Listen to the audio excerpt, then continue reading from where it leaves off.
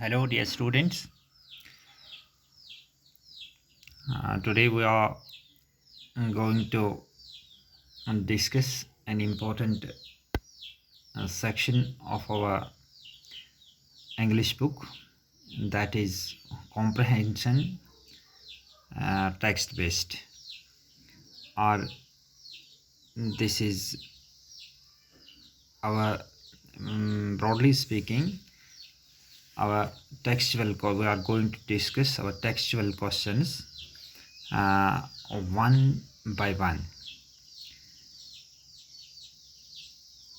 This is our first lesson, page number 6. After 20 years, the story is After 20 Years, written by O. Henry. And the first question, in order to solve these questions or give the appropriate responses to these questions, we must read our story thoroughly. We must comprehend it. We must think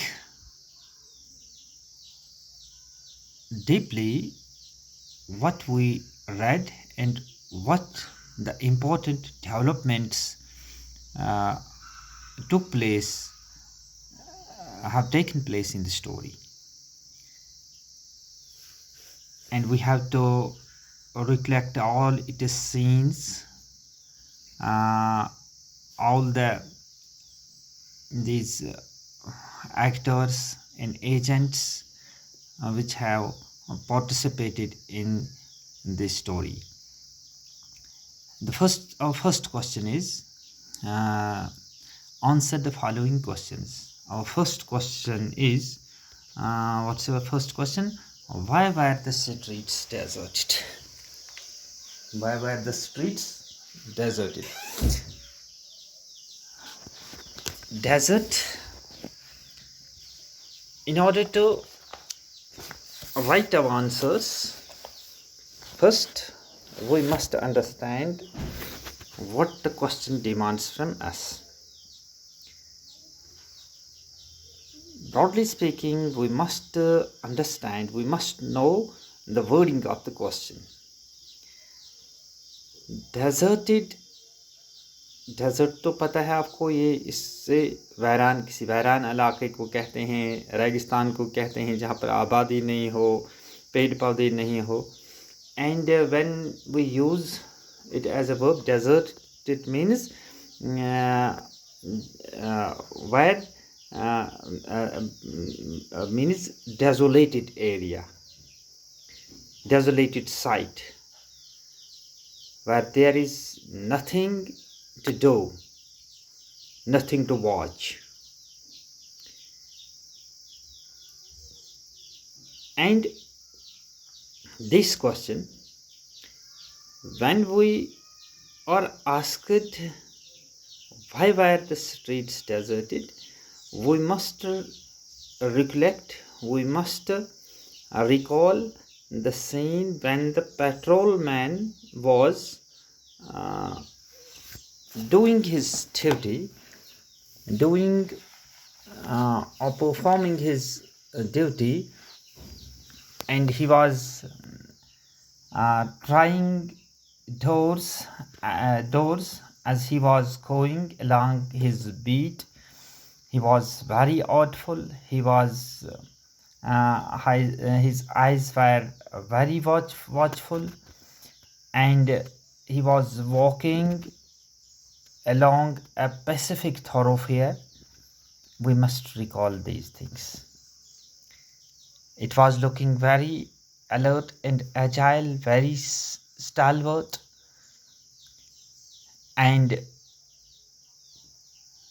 it was looking just like the guardian of peace. But यह हमें याद करना है कि वो लिखना क्या है, हमें लिखना क्या है सीधे अल्फाज में, जहाँ पर वो चल रहा था, जहाँ पर वो बड़ी चाबुकदस्ती से, बड़ी चालाकी से, बड़ी आर्ट से जो इसकी स्किल्स थे वो नुमायाँ थे कि एक पुलिसमैन में हो सकती थी, जहाँ वो चल रहा था वहाँ क्या नज़ारा था। The streets or the thoroughfare was depopulated.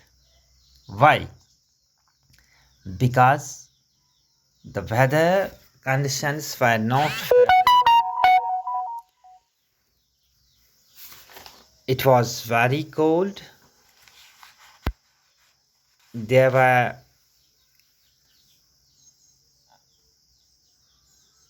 cold puffs of wind were blowing, and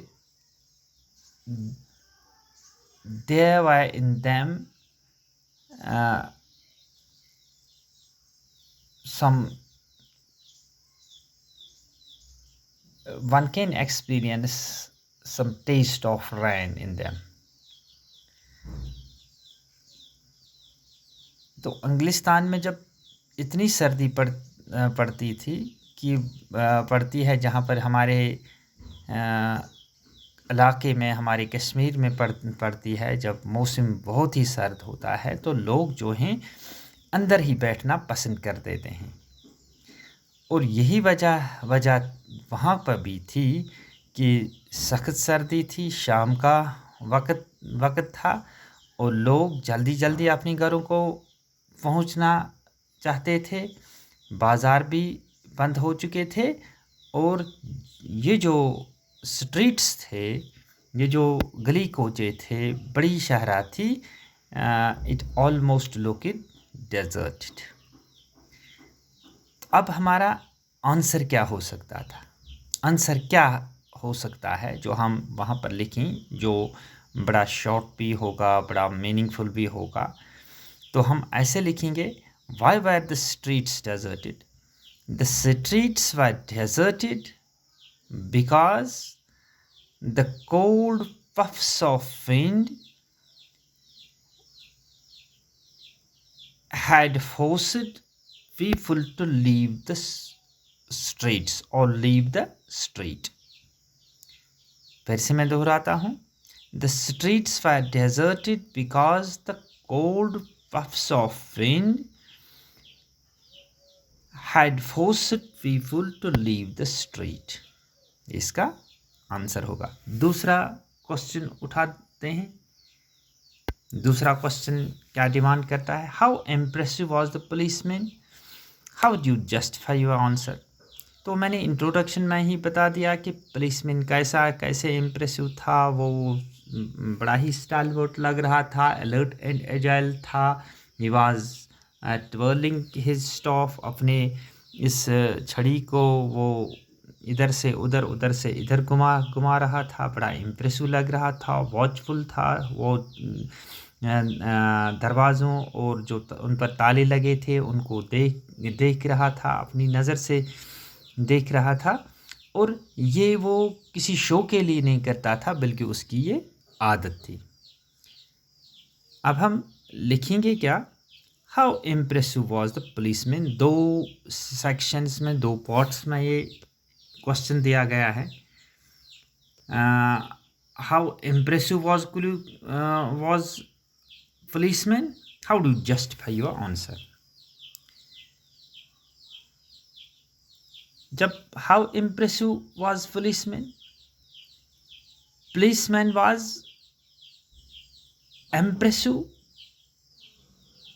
habitually, policeman was impressive by habit. ऐसे इम्प्रेसिव होना इसकी आदत थी। अब अपने आंसर को कैसे जस्टिफाई करेंगे? he had to be smart and impressive for being a police officer, or for being a guardian of peace. His impressiveness was not meant for show. ये पुलिस वाला जो था, जो पेट्रोल ड्यूटी पर था, उसे स्मार्ट और इम्प्रेसिव होना चाहिए, जो लोग उसको देखेंगे उनको लगना चाहिए कि ये कोई आम शख्स नहीं है, अगर मैं कोई भी गड़बड़ करूं तो ये मुझ पर गहरी निगाह रखे हुए है। इसी से उसकी ड्यूटी भी आसान हो सकती है और लोगों के माल और जान की हिफाजत भी हो सकती है। अब तीसरा क्वेश्चन क्या है? Who was the man at the doorway of the hardware store waiting for? वो कौन सा बंदा था जो हार्डवेयर स्टोर के दरवाजे की रास्ता जो था उस पर वो इंतज़ार कर रहा था? किसका इंतज़ार कर रहा था? जो हार्डवेयर दुकान थी या हार्डवेयर का जो वहाँ स्टोर था, उसका जो जहाँ से रास्ता जाता था, उस रास्ते के डोरवे पर जो बंदा वहाँ पर खड़ा था वो किसका इंतज़ार कर रहा था? तो स्टोरी में हमें पता है कि सिल्की बाब जो है वो 1000 किलोमीटर का फासला तय करके आया था और वो अपने दोस्त के इंतज़ार में था जिससे उसने 20 साल पहले वादा किया था, उसी जगह मिलने का जहाँ पर वो इंतज़ार कर रहा था। तो हमारा आंसर ये होगा, हम क्वेश्चन में ही अपनी वो बिगनिंग शुरू कर सकते हैं। The man at the doorway of the hardware store was waiting for his friend जमी वेल्स। ठीक है, या हम सीधे अल्फाज में ये भी लिखेंगे, अगर हमारे पास ज़्यादा टाइम नहीं है तो हम लिखेंगे he was waiting for his friend जमी वेल्स। तीसरा अंदाज भी इसका है, he was waiting for his friend with whom he has made a promise 20 years ago। Fourth question है, why did the man tell the policeman it is all right officer? Why did the man tell the policeman it is all right officer? इस बंदे ने, जो silkie बाब था, उसने क्यों policeman से कहा कि it is all right officer? ये फ्रेज़ ये जुमला क्यों इसने इस्तेमाल किया? तो हमें याद करना चाहिए कि वहाँ जब वो मिलने के लिए आया था, ये रात का वक्त था, लोग भी वहाँ नहीं थे, and besides, the policeman who was on duty, he found him very alert and agile. He guessed that he would definitely doubt on him if he would have some bad intentions. तो इन चीज़ों को उसने शायद guess कर लिया, उसी वजह से उसने उसे कहा it is all right officer. अब हम आंसर में लिखेंगे हम क्या? The police, he told the policeman that he was standing in the doorway of the hardware store in order to meet a friend of his. He had given him a promise to meet on that night. He had no evil intentions. That is why he told the policeman it's all right officer. तो इससे भी मुख्तसर answer हम ये लिख सकते हैं, जब पुलिस वाले को उसने देख लिया तो उसने गेस कर दिया कि शायद पुलिस वाले को उस पर कोई शक होगा, तो उसने क्या फिर कहा, he had come to this place in order to meet his friend to whom he had made a promise to meet at that very place. He had no evil designs or evil intentions. बस ये उसका answer हो गया. Were the two friends in regular contact with each other during the 20 years? Why not?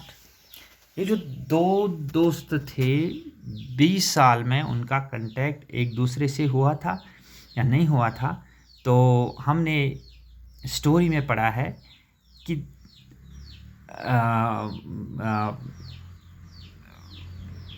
in the first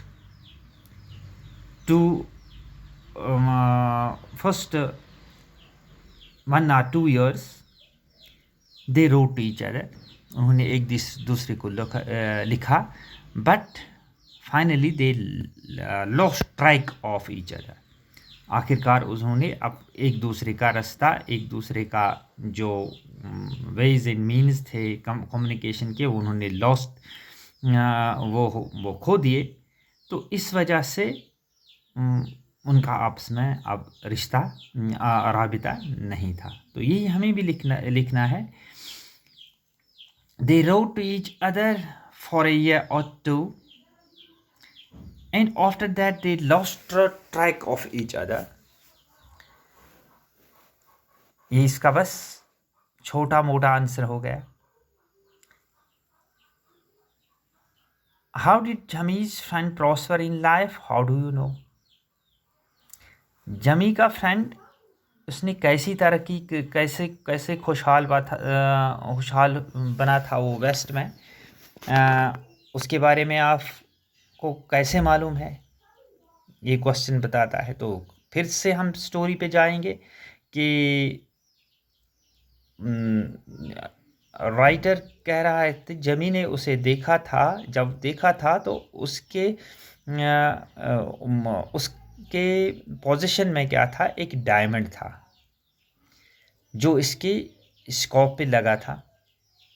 तो इस वजह से आम लोग जो हैं, गरीब लोग जो हैं, या जिनकी एवरेज इनकम होती है, वो डायमंड का इस्तेमाल नहीं कर सकते हैं. डायमंड का इस्तेमाल वही हासिल कर सकता है जिसकी फॉर्चून बड़ी हो, जो बड़ा ही दौलत वाला हो, खुशहाल बंदा हो.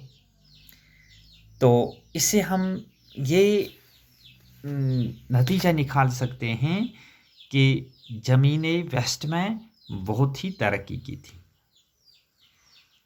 इस बॉब ने, यानी जमी के फ्रेंड ने वेस्ट में बहुत तरक्की. तो यही हम लिखेंगे, जमी's friend made a fortune in the west, and this is clear from his being in possession of a diamond for his scarf. बस ये आंसर उसका हो गया. Why a tall man in a long overcoat walked up to Bob? What made him think that it was Jimmy and not anyone else? फिर से इस story को हम दोहराते हैं. क्वेश्चन कह रहा है कि जो लंबे कद का इंसान बॉब से मिला, तो उसने कैसे सोचा कि ये जो है ये जमी वैलिस नहीं हो सकता है, कोई दूसरा बंदा है. वो जमी वैलिस ही हो सकता है, कोई दूसरा बंदा नहीं हो सकता है. तो सिंपल सी क्वेश्चन है, क्योंकि उस टाइम वो सिर्फ जमी को ही एक्सपेक्ट कर रहा था जो उस वक्त पहुंच सकता था, क्योंकि ऑड टाइम था, कोल्ड भी था, लोग ज़्यादा गली कोचों में नहीं थे. तो इस वजह से उसने समझ लिया कि जमी के बगैर कोई नहीं आ सकता. हम भी ही लिखेंगे, he thought it was Jami and nobody else because he had been expecting Jami.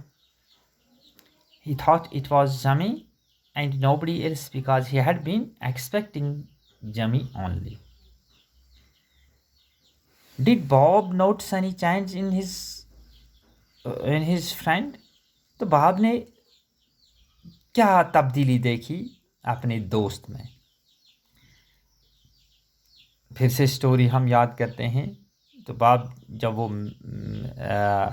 मिले थे तो बाब ने देखा था वो कहीं इंच बढ़ गया था, लेकिन उसकी नाक भी वो थोड़ी सी बैठी हुई हुई थी। इस वजह से उसने शक कर दिया कि ये जमी नहीं हो सकता है। तो हम यही लिखेंगे, the Bob notes that his friend has grown tall by 2 or 3 inches. How did Bob recognize that a tall man he was talking to was not जमी? और इस बॉब ने कैसे देखा कि जो टॉल मैन था ये जमी नहीं हो सकता है? तो उसने कैसे देखा? उसने ऐसे उसे पहचान लिया। तो एक तो वो कुछ लंबा सा हो सकता था, लेकिन उस वक्त उनकी उम्र 18-20 साल की थी। तो ये मुमकिन था। लेकिन जो रोमन नोज एक पग नोज नहीं बन सकती थी। इन्हें ऊंची नाक तो बैठी हुई नाक में तब्दील नहीं हो सकती थी। इस पर बाब को शक हुआ कि वो बल्कि यकीन हो गया कि ये जमी नहीं हो सकता है। And the tall man had a pug nose where Jimmy Wallace had a Roman nose. So Bob automatically knew that his companion or the man who met him was not Jimmy Wallace. What was the real identity of the tall man in the overcoat? Why he had come there? Who had sent him? आखिरकार ये लंबा इंसान जो था, जो बाब से मिला था, वो उसकी आइडेंटिटी क्या थी, वो असल में कौन था और उसे किसने वहाँ भेजा था, ये भी क्वेश्चन है। तो स्टोरी को हम फिर से याद करेंगे कि ये जो लंबा इंसान था असल में ये पुलिस का ही कोई बंदा था जिसे प्लेन यानी यूनिफॉर्म के बगैर ही वो जो आया था बॉब को अरेस्ट करने के लिए, लेकिन वो खुद नहीं आया था बल्कि उसे जिमी वेल्स ने भेजा था जो बॉब का दोस्त था। हम यही लिखेंगे, he was a plain clothesman and he was sent by Jimmy Wallace to arrest his friend Silky Bob. Why was Bob arrested? अब मसला ये है कि बॉब को क्यों, अगर वो अपने दोस्त को मिलने आता है तो उल्टे में उसे गिरफ्तार क्यों किया जाता है, वो भी दोस्त के ज़रिए। उसका जब हम स्टोरी पे जाएंगे तो जो इसका दोस्त है वो बड़ा ही संजीदा किस्म का आदमी है, जिमी वेल्स। ये अपने फ़र्ज़ को सब प्रायोरिटी पे लेता है। तो जो बॉब के बारे में था, शिकागो पुलिस ने न्यूयॉर्क पुलिस को शायद लिखा था कि, और उसकी फ़ोटोग्राफी वहाँ भेजी थी। तो लाइट्स में जिमी वेल्स ने उसे पहचान लिया था कि उसका दोस्त ही वो क्रिमिनल है जिसे शिकागो पुलिस चाहती है कि उसे कहीं न कहीं अरेस्ट किया जाए। तो उसने अपने फ़र्ज़ को पहले निभाया। तो हम यही लिखेंगे, he was arrested because the Chicago police wanted him in some crime, या he was wanted in Chicago in some crime, therefore Jimmy Wallace sent plainclothesmen to arrest him. Why did Bob's hands tremble as he finished reading the note? Bob के हाथ थरथराए थे जब उसने वो note पढ़ा था जो इस प्लेनक्लोथ्समैन ने उसे दिया था, जो जिमी वेल्स ने उसके लिए भेजा था। तो ऐसा क्यों था? तो हम ये लिखेंगे, his hands tremble after he finished reading the note. ये तो क्वेश्चन में ही लिखा है ये चीज़।